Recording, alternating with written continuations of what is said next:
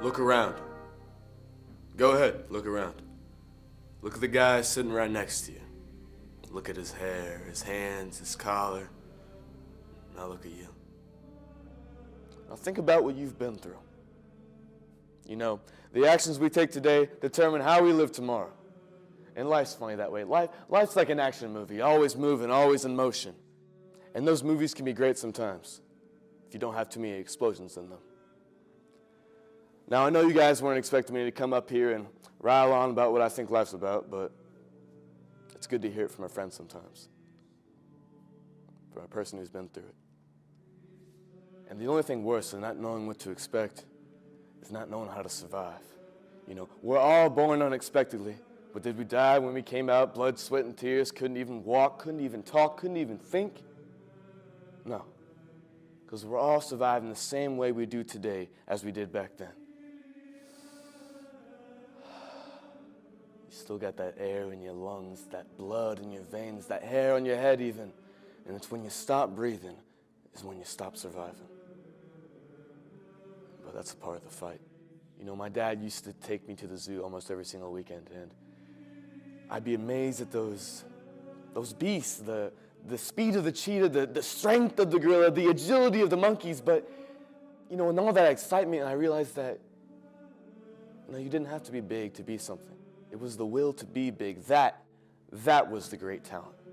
There was one thing I saw in the aquarium one time, in those big blue tanks. It wasn't sharks or stingrays or anything like that. It was a little thing called a mantis shrimp. Now, you ever heard of one of those? A mantis shrimp. Little tiny guys about this big, but hey, when they can punch faster than a speeding bullet, size doesn't really matter at that point. But, you know, how can something so small do so much?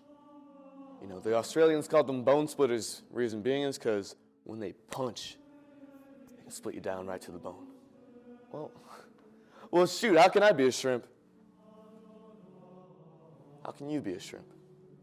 Well, I mean, you can't really be a good shrimp if you're allergic to shellfish, right? You might choke up, you might slow up a little bit, blow up like a red balloon, but hey, don't let yourself get scared and pop. Because then you're just killing yourself. And the only time you need to be scared in life is when you're winning.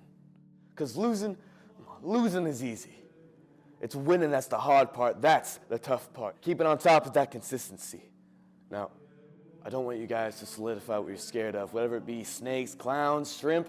When life throws something at you, you dodge it. You raise your fists and you say, "Not today!" Not today. Not today, because no matter how hard you try, in the end it doesn't matter. Because that's your legacy. And when you work hard, that's what you're going to be remembered for.